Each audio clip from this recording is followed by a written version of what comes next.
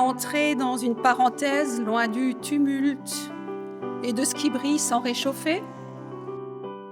J'ai cherché la signification du mot Noël, en me disant mais d'où vient ce mot? Quelle est l'étymologie du mot Noël?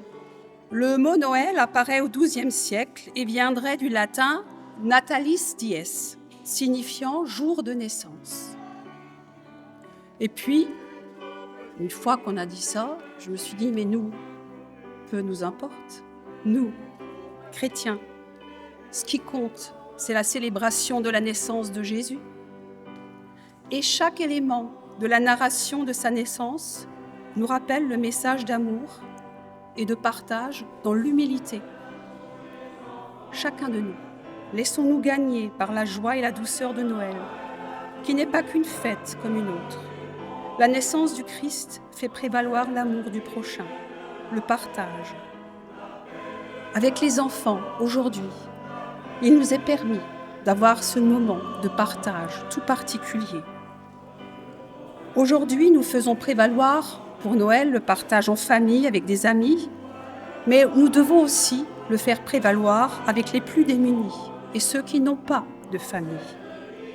Père Bosco va nous faire découvrir avec Lisa Muller l'orphelinat Mother and Child Foundation en Inde. La Mother and Child Foundation est un orphelinat catholique situé dans le sud de l'Inde, plus précisément dans l'état du Kerala. Cette année, cela fera 15 ans que le Père Bosco soutient cet orphelinat. 15 ans également que cet orphelinat occupe le cœur de ses amis. 15 ans que les amis de cette maison sont de plus en plus nombreux tous les ans. La Mother and Child Foundation accueille actuellement 182 enfants, dont 45 garçons, 65 filles et 22 nourrissons. Grâce au soutien continu, nous avons pu réaliser de grands projets auprès de cet orphelinat. La construction d'une maison dédiée aux enfants, une maison qui s'appelle Adarsh Bhavan, la construction d'un terrain de sport, ainsi que la construction d'une salle de musique. Car oui, les enfants de cet orphelinat sont tous des musiciens et se produisent régulièrement et à l'occasion de mariages ou de célébrations publiques afin de gagner un peu d'argent. Voir ces enfants épanouis est une immense joie et un grand encouragement pour nous tous. Je vous remercie par avance pour votre aide et vous souhaite par anticipation de beaux préparatifs de la fête de Noël, de très heureuses fêtes de fin d'année, ainsi qu'une nouvelle année remplie de bonheur et de couleurs indiennes.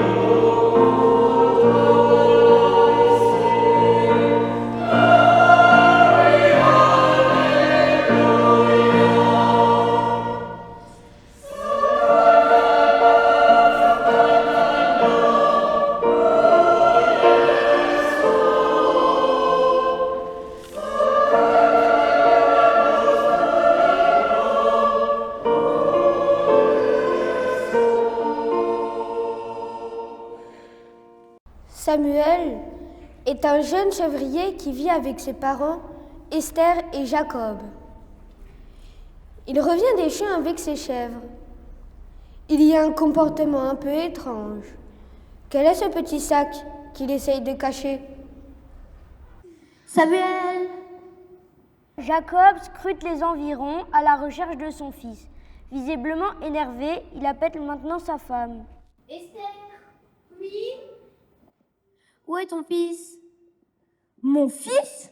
Je te signale aussi que c'est ton fils. Si je l'attrape celui-là. Samuel, tu fais quoi? Pourquoi papa te cherche-t-il? Et Samuel d'expliquer à sa mère que pendant qu'il essayait de s'amuser avec sa biquette préférée, il a malencontreusement bousculé son père qui est tombé dans l'abreuvoir. Ah, te voilà, voyou. Aïe! Et ne bouge plus d'ici, c'est compris? En ces jours-là, parut un édit de l'empereur Auguste ordonnant de recenser toute la terre. C'est pourquoi, à Bethléem, comme dans d'autres villes, des gens venus parfois de loin cherchaient à se loger. Bonjour madame, est-ce que vous avez une chambre? Non, je suis désolée, c'est complet depuis des jours. Moi, il m'en reste une à 30 pièces d'argent. Nous sommes venus louer une chambre, pas pour l'acheter. Jacob, espèce de voleur. Judith avait raison.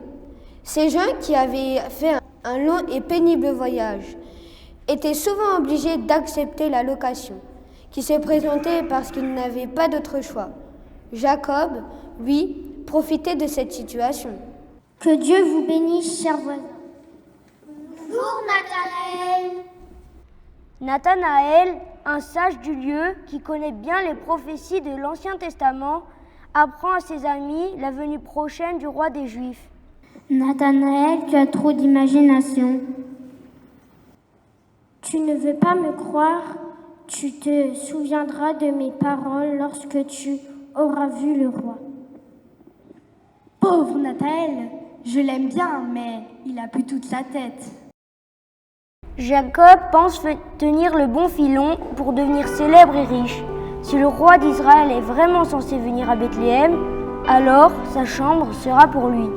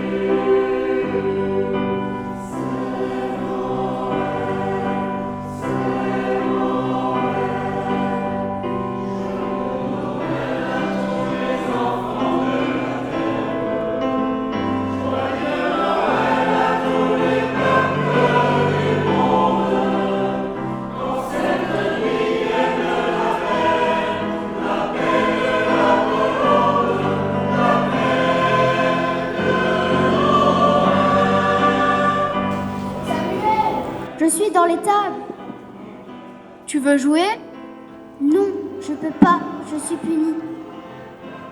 C'est quoi tout cet argent? Samuel explique à son ami que le matin même, alors qu'il gardait ses chèvres, un commerçant est passé à vive allure. Un petit sac plein de pièces est tombé de son chariot. Il l'a ramassé pour le lui rendre, mais n'a pas réussi à le rattraper. Alors je me suis dit que cet argent sera pour mes enfants. Mais tu n'as pas d'enfant. Et alors, j'en aurai un jour. Bonjour. Est-ce qu'il vous reste encore une chambre? Non, je suis désolée, c'est coupé depuis des jours, mais je crois qu'il en reste une chez mon voisin.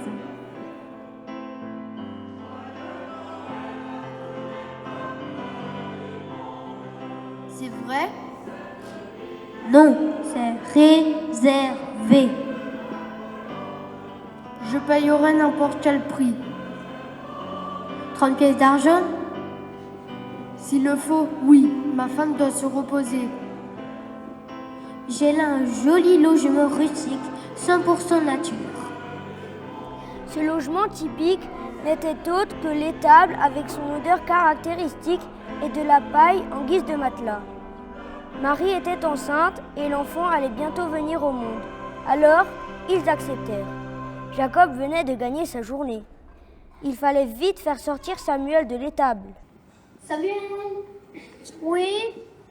Je laisse ta punition, mais plus de bêtises, c'est compris? D'accord. Joseph et Marie s'installent dans leur logement de fortune.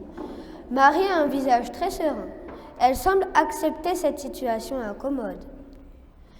Le temps où Marie devait accoucher arriva et elle mit au monde un beau petit garçon. Elle l'emmaillota et les coucha dans la crèche qui se trouvait là.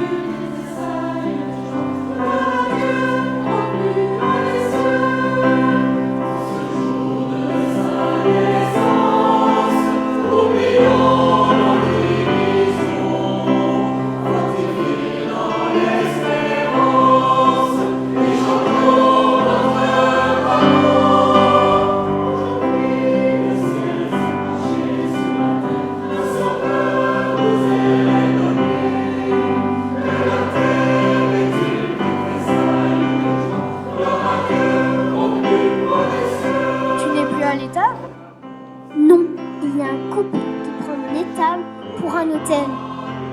Et l'argent? Caché dans l'étable. Tu viens avec moi, tu les occupes pendant que je le récupère. Nom d'une chèvre! Quelle salutation, jeune homme! Oh, quel beau bébé! Vas-y, prends ton argent. Je peux pas, il est sous le bébé. Alors ça ne peut arriver qu'à un homme. C'est assez confortable pour le bébé? Enfin, je voyais la naissance du Fils de Dieu tout différemment. C'est qui Dieu? Et vous, vous êtes Dieu? Non, non, non. Et Marie explique aux enfants qu'un ange lui était apparu pour lui annoncer qu'elle avait été choisie pour mettre au monde le Fils de Dieu. Joseph, après avoir vu un ange en songe, avait été d'accord pour devenir le père nourricier de l'enfant. Génial! Alors, il y a un enfant de Dieu dans la crèche, pour ainsi dire. Oui, pour ainsi dire.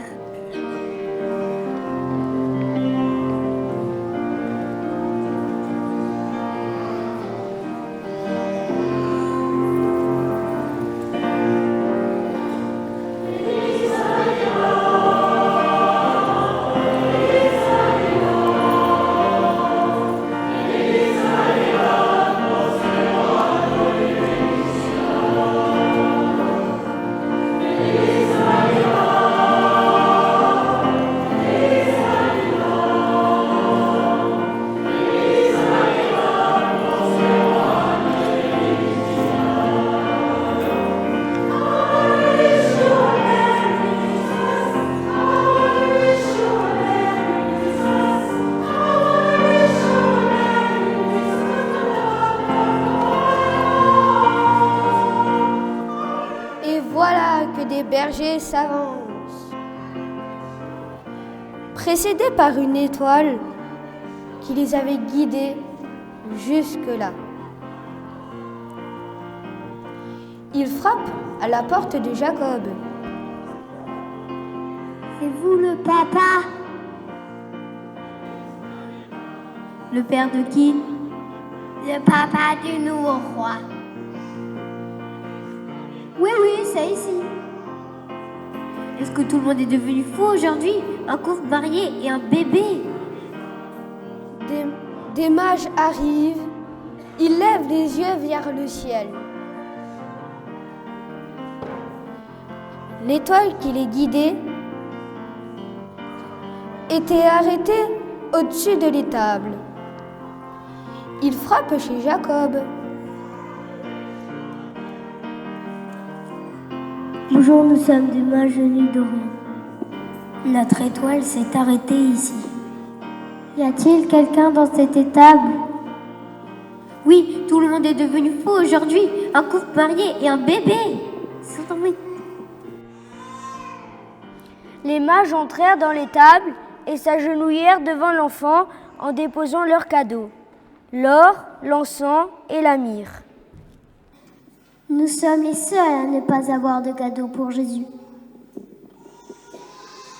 Aujourd'hui, c'est Dieu qui vous donne un cadeau, son Fils, Jésus.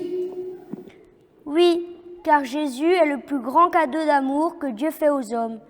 Et nous pouvons aussi offrir un cadeau à Dieu quand nous faisons le bien, que nous offrons quelque chose, que nous aidons notre prochain.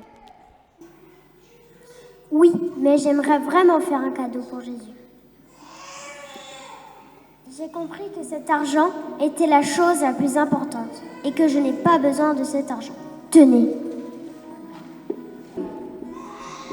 Nous avons vraiment un beau cadeau dans notre table.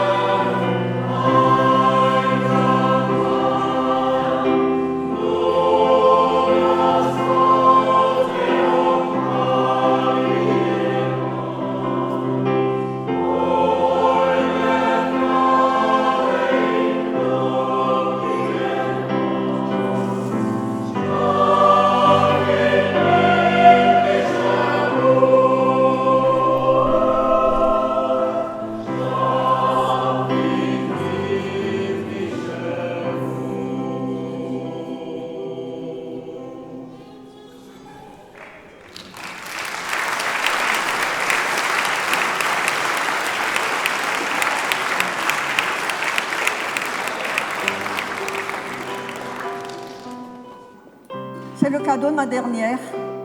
C'est vraiment ma dernière. C'est la 30e et la dernière. Et je voudrais passer le flambeau à de jeunes mamans. Je sais qu'il y en a, je sais qu'elles sont capables de le faire. Et je serais rassurée si cette tradition, cette veillée qui est devenue une tradition, perdure dans le temps.